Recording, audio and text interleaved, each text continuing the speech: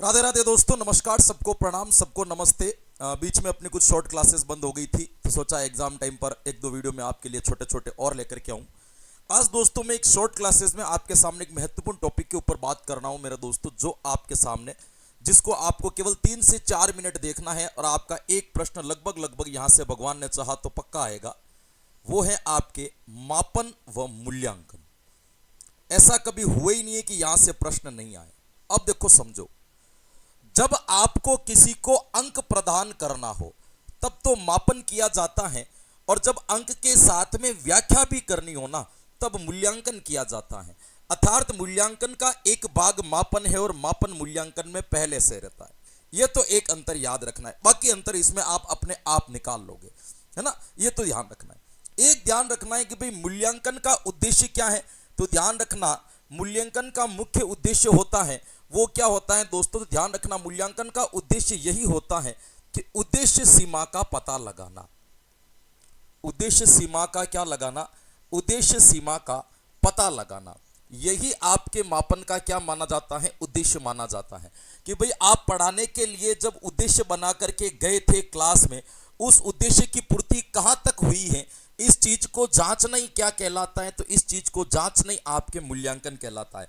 अर्थात उद्देश्य का सीधा या मूल्यांकन का सीधा संबंध किससे होता है, तो मूल्यांकन का सीधा संबंध आपके शैक्षिक उद्देश्यों से होता है। यह आपको ध्यान रखना।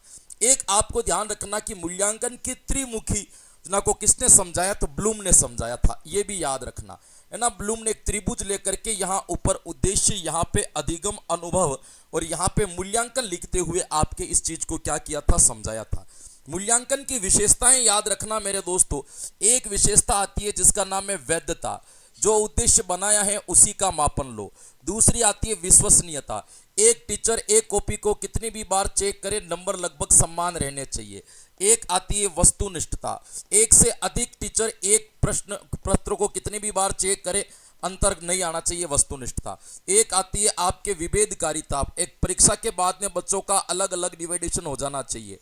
एक आती है व्यापकता, संपूर्ण पाठ्यक्रम का क्या होना चाहिए, आपके समावेश होना चाहिए, है ना। इसके बाद में आपके आती है एक मानकता, कि एक परीक्षण में आपके एक समान उपलब्धि वाले बालकों को रखा जाएगा। ये आपको क्या रखना है, इसके अंतर्गत ध्यान रखना है। एक इनकी विधियों के बारे में ध्यान रखना मेरे दोस्तों। दो विधियां होती है इनकी। एक विधियां जो होती है उसको कहा जाता है आपके मात्रात्मक, और एक जो होती है उनको क्या कहा जाता है, गुणात्मक। तो ध्यान रखना, मात्रात्मक विधियां तो 3 ही होती है। कौन कौन सी होती है, तो एक तो आपके होगी यहां पे मौखिक, एक यहां पे होगी आपके लिखित, और एक यहां पे होती है प्रायोगिक, जिनसे अपन बच्चों को अंक देते हैं। यहां पे आपके बहुत सारी विधियां आती है। एक तो आती है आपके चेक लिस्ट आती है, इसी के अंतर्गत आती है आपके रेटिंग स्केल, है ना। इसी के अंतर्गत आती है आपके साक्षात्कार, इसी के अंतर्गत आती है आपके अवलोकन विधि, इसी के अंतर्गत आता है आपके संचित अभिलेख, इसी के अंतर्गत आता है आपके आत्म प्रतिवेदन, इसी के अंतर्गत आता है आपके पोर्टफोलियो रिपोर्ट, इसी के अंतर्गत आता है आपके एनेक्डोटल रिकॉर्ड, इसी के अंतर्गत आती है आपके समाज मीति विधि, इसी के अंतर्गत आती है आपके